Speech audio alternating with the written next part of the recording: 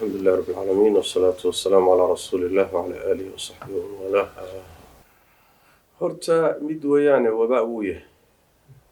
wabaaga waxaa la yidhaahdaa waa cudur kasta oo caam ah oo dadka laaya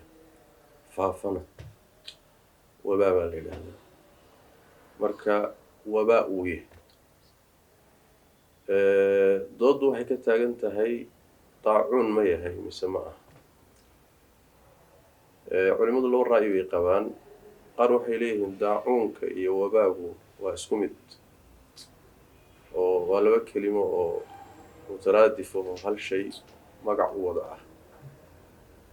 nusuustii iyo axaadiistii daacuunka ku soo aroortayna sidaasay nasan waxay ugu fadhiisiinayaan cudur kastoo faafa oo dadka laaya qolyo saasay ka dhigayaan qolyana waxay leeyihiin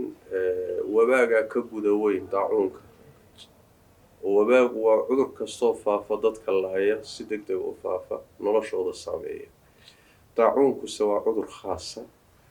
oo gudba oo tilmaamo khaasa leh marka wabaagaa guda weyn daacuunkana waa qeyb wabaaga ka mid ah ra'yigaa dambe ayaana xoog badan oo ay qabaan aimo fara badan ibn cabdilbar alimaam nawowi ibn xajar ibn qayim culimo badan ay qabaan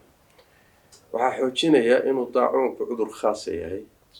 axaadiista nebiga marka loo noqdo sal alla alay wasalam waxaa sugan inuu nebigu yidhi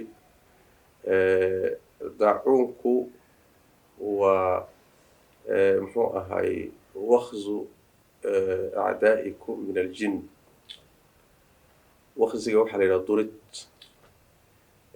jin cadowgiina jinka ah durid uu idinku sameeyey ayuu daacuunku ka yimaadaa buu nebigu sal alla alay wasalam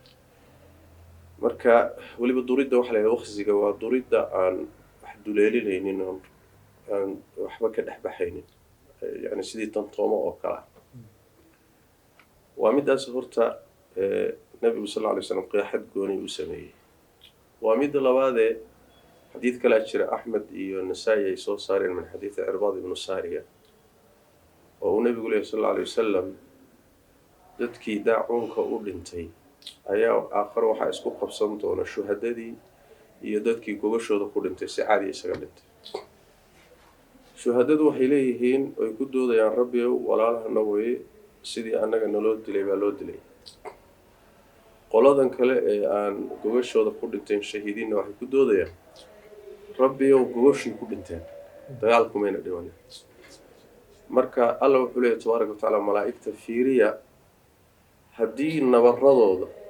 oo kuwii daacuun ku dhacay nabaradoodu hadday shabahaan shuhadada nabaradooda iyaga haleeshiya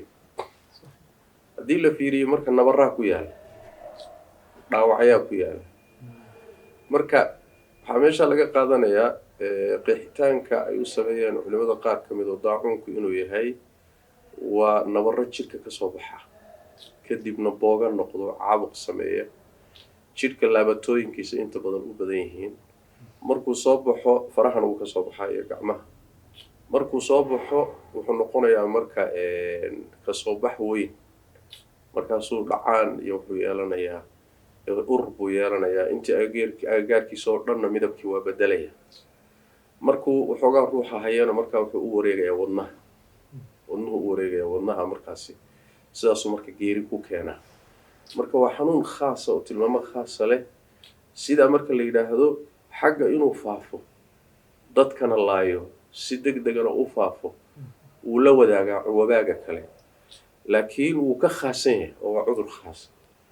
axaadiistaa marka la fiiriyo waxaa xoog badan marka ra'yiga dhahaya daacuunku waa wabaa khaasa wabaaguna wuu ka guda wen yahay daacuunka laakiin waa la haleeshiin karaa xagga axkaamta waxaa kala duwan doodda waxay ka taagan tahay qolada le daacuunka iyo wabaagu waa isku mid bimacnaa nasan bay awbi-ada kale daacuunkii kala mid dhigayaan qoladan kale le wuu ka duwan yahayna way ilxaaqinayaan oo qiyaas bay ku ilxaaqinayaan natiijadu isku mid bay imaani marka oo awbi-adan faaftaay isla axkaamtii daacuunku uu lahaa bay wada qaadanaysaa macnaha taa waa la isla ogolay.